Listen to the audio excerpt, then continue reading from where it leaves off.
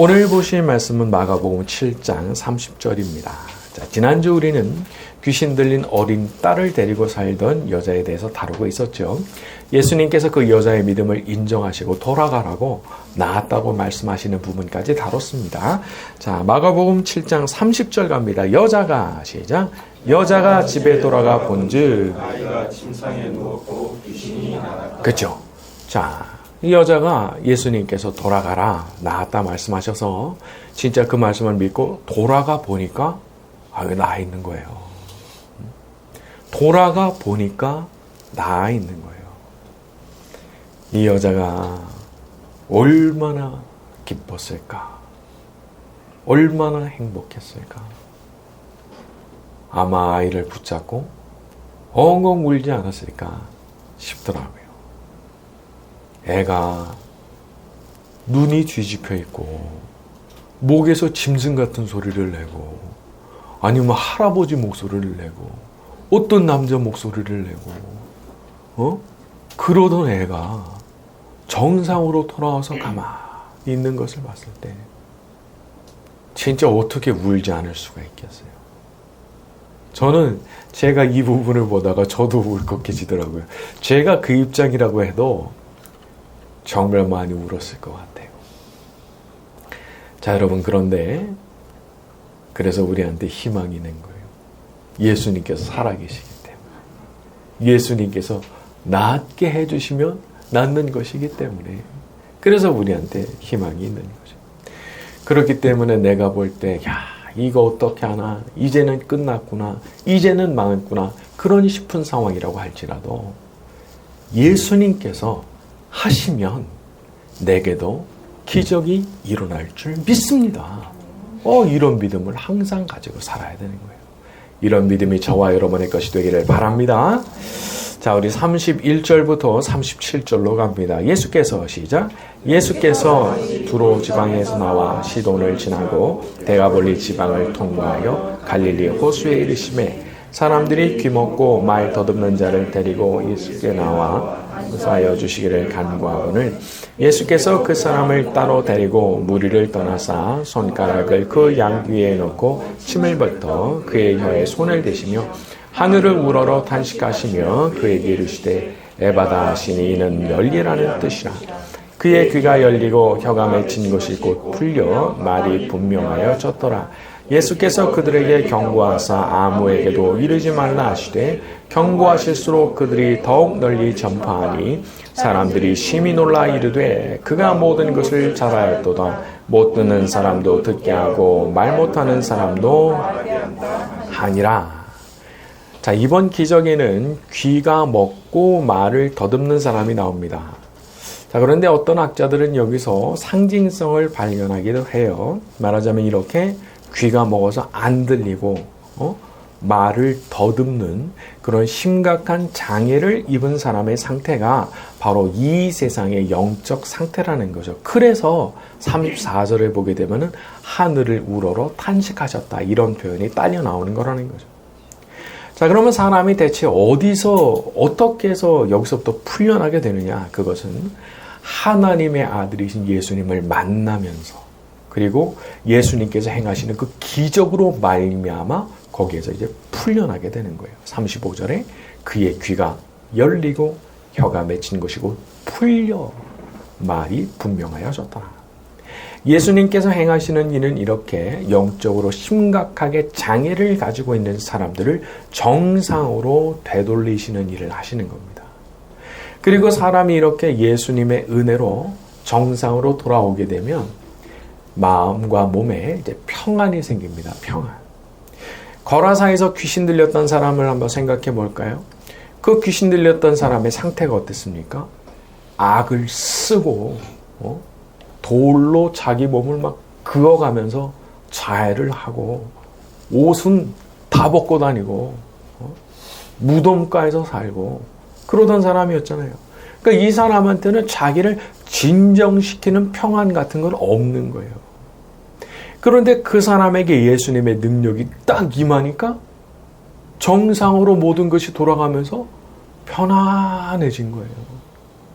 그래서 옷도 다시 주워 입고 예수님 앞에 얌전히 앉아 있었던 거예요. 여기에 또 다른 케이스가 이제 등장하는 거죠. 내가 만약에 이 귀 먹고 말이 이렇게 혀가 맺혀 있는 사람이었다고 생각을 해보면 너무 답답한 거예요. 사람이 말은 하는데 안 들려요. 안 들려요. 그리고 나도 말을 해보려 하는데 말이 안 나와요. 얼마나 답답하겠어요. 그런데 예수님의 능력이 임하니까 귀가 들려. 그리고 말이 나와요. 시원하게. 이럴 때 얼마나 마음속에 평안이 찾아왔겠어요. 우리 예수님께서 그렇게 우리에게 은혜를 베푸실 때 평안의 능력이 임한다는 것을 믿으시기를 바랍니다. 그래서 우리가 그런 걸 놓고도 기도하는 거예요.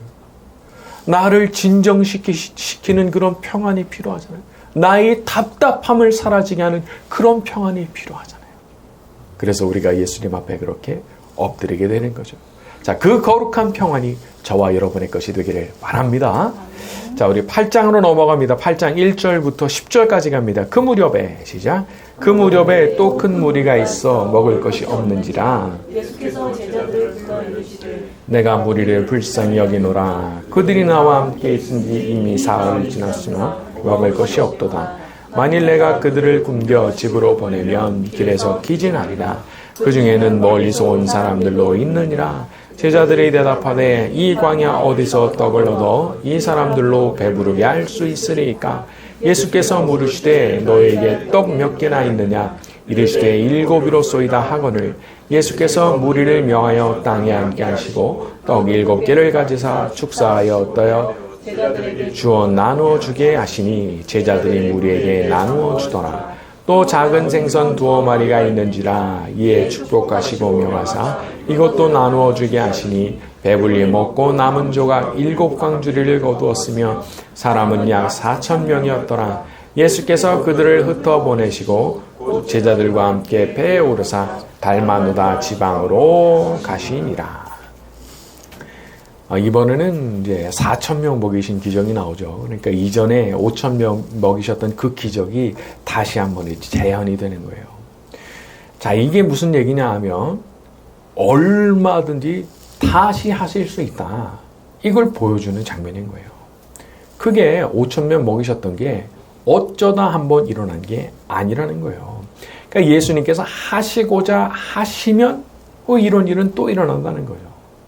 자, 그런데 제자들의 반응을 보면 4절에 이 광야 어디서 떡을 얻어 이 사람들을 배부르게 하리까? 뭔 소리예요? 자기들이 그 현장에 있던 사람이잖아요. 5,000명 먹이는 현장에 있던 사람들인데 이렇게 말하는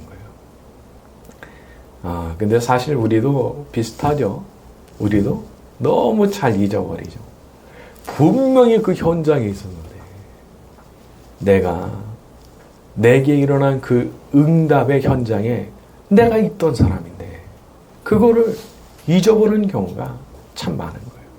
그래서 우리도 그때의 기억을 다시 한번 떠올려야 됩니다. 그때 어떤 일이 일어났었는지를 다시 한번 떠올려야 되는 거예요. 그리고 예수님께서 원하시며 다시 한번 그 기적이 내게 일어날 수 있다는 사실을 내가 다시 한번 상기하고 믿음을 가져야 되는 거죠. 여러분, 사람의 생각으로 하면은 저번 같은 일이 또 일어나겠나? 그때 일어났던 것 같은 일이 또 일어나겠나? 이런 생각이 들 수 있어요. 그게 그렇게 대단한 기적이었다면. 근데 여기서 보여주시죠.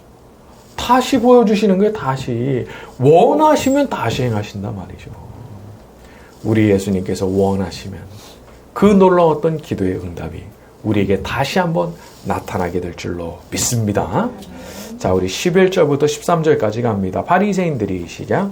바리새인들이 나와서 예수를 힐난하. 자, 다시 돌아갈게요. 11절. 바리새인들이 시작. 바리새인들이 나와서 예수를 힐난하며 그를 시험하여 하늘로부터 오는 표적을 구하거늘 예수께서 마음속으로 탄식하시며 이르시되 어찌하여 이 세대가 표적을 구하느냐? 내가 진실로 너에게 이르노니 이 세대에 표적을 주지 아니하리라 하시고 그들을 떠나 다시 배에 올라 건너편으로 가시니라.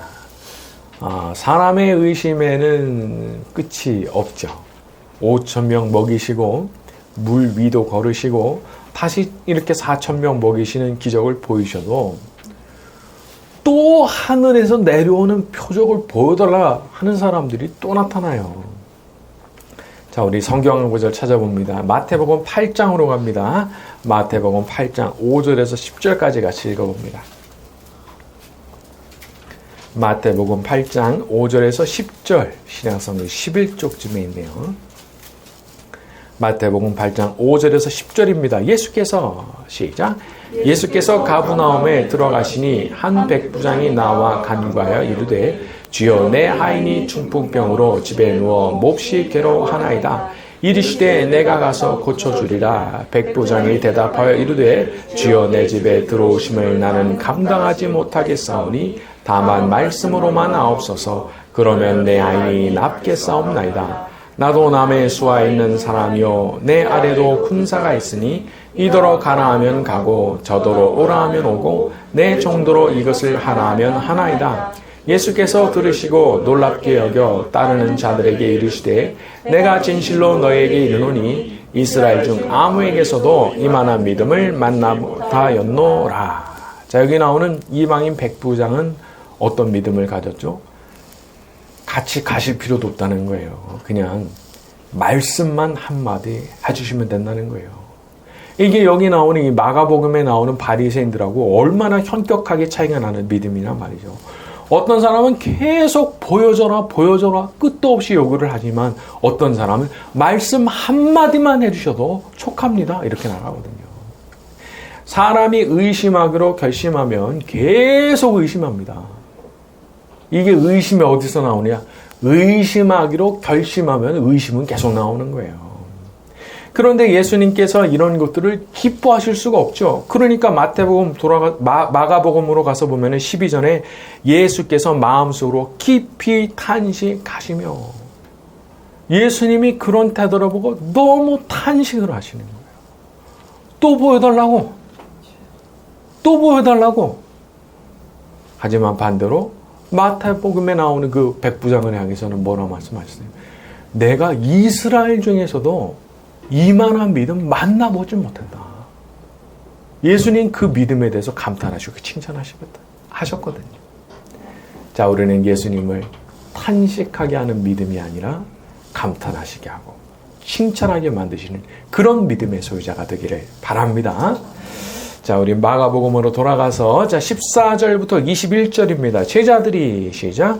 제자들이 떡 가져오기를 잊었음에 배에 떡 한 개밖에 그들에게 없더라. 예수께서 경고하여 이르시되 주의하라 하시니 제자들이 서로 수군거리기를 이는 우리에게 떡이 없음이로다 하거늘 예수께서 아시고 이르시되 너희가 어찌 떡이 없음으로 수군거리느냐 아직도 알지 못하며 깨닫지 못하느냐 너희 마음이 둔하냐 너희가 눈이 있어도 보지 못하며 귀가 있어도 듣지 못하며 또 기억하지 못하느냐 내가 떡 5개를 5,000명에게 떼어줄 때 조각 몇 바구니를 거두었더냐 이르되 12이니라 또 7개를 4,000명에게 떼어줄 때 조각 몇 광주를 거두었더냐 이르되 7이니이다 이르시되 아직도 깨닫지 못하느냐 하시니라. 자, 이 단락을 보게 되면 제자들이 어떻게 이렇게 맹할 수 있을까 싶기도 합니다. 예수님께서 바리새인의 누룩, 헤롯의 누룩을 조심하라 말씀하니까 16절에 이는 우리에게 떡이 없음이로다 이제 이런 식의 반응을 보였어요. 그러니까 이게 무슨 자다가 봉창 두드리는 것 같은 이제 그런 소리를 한 거죠. 자, 그런데 마가복음이 이렇게 지속적으로 이 제자들의 실패를 부각시키는 이유가 있습니다. 그것은 이 제자들이 그렇게 특출난 사람이 아니었다. 그 얘기를 계속 하는 거예요. 원래 똑똑하고 원래 참을성 있고 원래 뭐든지 잘 해내는 그런 사람들이 아니라 어이가 없을 정도로 잘 잊어버리고 어이가 없을 정도로 예수님의 말씀을 도통 깨닫지 못하던 사람이 바로 그 제자들이라는 거예요. 자, 여러분 이런 사람들이 예수님의 12제자였다면 우리 같은 사람에게도 희망이 생겨나는 거예요. 그런 사람들도 예수님께서 거두셔서 12제자 삼으셨다고 하면은 우리에 대해서도 마찬가지로 받아주실 수가 있는 거죠. 부모가 아이고 속 터져 말은 그렇게 해도 내 새끼가 위험하면 그냥 물불 안 가리고 튀어나가죠. 그 정상적인 부모라면 그런 겁니다. 그런데 우리 예수님도 사실 마찬가지시고 속 터져 하실 수도 있지만은 급한 상황 되면 예수님 그냥 달려나가시는 거예요. 그래서 예수님께서 우리들을 버리지 않으시는 거예요. 우리도 실수 얼마나 많이 합니까? 우리도 잊어버리는 거 얼마나 자주 합니까? 우리도 못 알아듣는 거 얼마나 많이 해요. 자다가 봉창 두들기는 소리 돌이켜보면 저도 참 많이 했다. 그런 생각도 들어요. 그래서 우리 예수님께서 우리를 그렇게 불쌍히 여기신다라는 것을 기억해야 되는 거죠. 자, 한 가지 더 보고 싶은 것은 15절에 나온 바리새인들의 누룩과 헤롯의 누룩이라는 표현입니다. 자, 이 누룩이라고 하는 것은 유월절 식사 때는 반드시 제거를 해야 되는 어떤 것이죠. 누룩 없는 떡을 먹어야 되니까 무교병을 먹어야 되죠. 근데 이게 어느 정도로 엄중한 말씀이었냐면 출애굽기 12장 같은 데 가서 보면은 그날 유교병 먹는 자는 이스라엘 회중에서 끊어지리니 이런 말씀이 나와요. 그거 먹으면 죽는 거예요, 그날은. 그러니까 그럴 정도로 이 누룩이라고 하는 것은 절대 있어서는 안 되는 그런 부정하고 악한 것이라고 볼 수 있죠. 그런데 누구에게 지금 그런 누룩이 있느냐? 이 바리새인들 그리고 헤롯에게 그 누룩이 있다는 거예요. 그러니까 그들의 그 부정함과 악독함을 조심하라고 그 사람들이 무슨 짓을 할지 모른다고 예수님께서 경고를 하시는 장면이라고 보는 거죠. 물론 이 누룩이라고 하는 단어를 이제 외식으로 생각을 해서 그들의 외식을 따라하지 마라 이런 식으로 경고하셨다라고 보는 것도 가능한 해석입니다. 근데 이제 또 다른 학자들도 있는 거죠. 그래서 여기서 누룩이 뭐냐면 장차 이런 악독한 바리새인들이 가지고 있는 그 누룩이 가져올 그 위험성, 위협 이런 것들에 대한 경고라 그렇게 보는 입장인 거예요. 그래서 앞에 보면은 세례 요한이 헤롯에게 죽임을 당하죠. 그러니까 이런 것들이 말하자면은 헤롯의 누룩이 가져오는 그런 위험이랄까 그렇게 보는 관점인 거예요. 여러분 세상에는 우리가 참 조심해야 되는 사람들이 있습니다. 특히 사람들 중에 무서운 사람들이 있어요. 그러니까 우리를 늘 지켜보고 우리를 어떻게 하면 넘어뜨릴까 이제 밤낮 그거를 연구하는 사람들이 있더라고요. 그렇기 때문에 우리가 항상 영적으로 깨어 있어야 되고 기도로 자기 자신을 이렇게 둘러서 이렇게 보호할 줄 알아야 되는 거예요. 기도는 말하자면 자기 자신을 보호하는 걸 울타리를 치는 것과 같은 거예요. 그런데 하나님께서 그 기도에 응답을 하시면 그 울타리에 비유하자면 고압 전류 같은 게 쫙 들어오는 거죠. 하나님께서 그 기도에 응답하실 때 말이죠. 근데 울타리가 없네. 아니 그러면은 어디다가 능력을 보내주실 거예요. 내가 성실하게 울타리 쳐야죠. 매일 울타리 보수해야죠.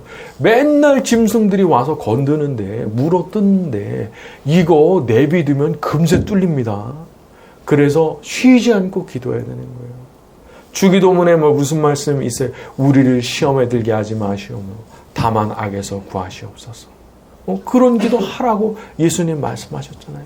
이거 매일매일 성실하게 울타리 치고 이거 성실하게 보수해 나가는 거예요. 그리고 그 가운데 하나님의 능력이 딱 임하게 되면 그 울타리에 불이 붙고 전류가 쫙 들어오고 그렇게 하면서 우리를 보호하는 그런 울타리가 생겨나게 되는 거죠. 제가 이제 기도도 이제 나름대로 이제 많이 하고 또 그러다 보니까 제가 어렸을 때부터 이제 그런 체험이 많아요. 체험 많은데 여러분 이 귀신과 악한 영들은 분명히 있는 거예요. 분명히 있는 거예요.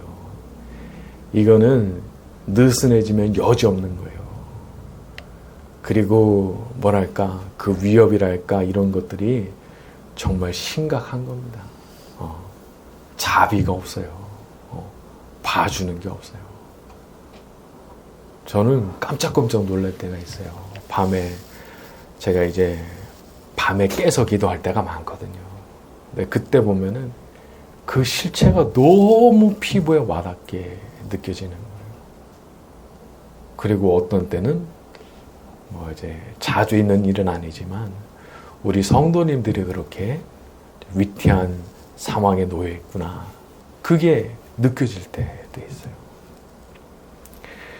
그러니까 우리가 기도를 하지 않는 것은 자기를 위험에 방치하는 겁니다. 지금도 세상에는 뭐 특히 뭐 과학자 이제 뭐 신을 믿지 않는 과학자들이 그런 얘기하죠. 그거 다 뇌에서 만들어낸 무슨 뭐 환상이라느니 뭐 이제 그런 얘기하는데 한번 경험을 해보라고요. 한번 경험을 해보라고요. 그거는 정말 자기 생각이에요. 근데 그렇게 모르는 걸 아는 척하는 사람이 얼마나 많은지. 그렇기 때문에 우리가 항상 깨어서 기도해야 되는 거예요. 자, 항상 깨어서 기도의 울타리를 잘 치면서 살아가는 저와 여러분이 되기를 예수님의 이름으로 축원합니다. 자, 오늘 말씀 여기까지 하고 찬양 같이 합니다.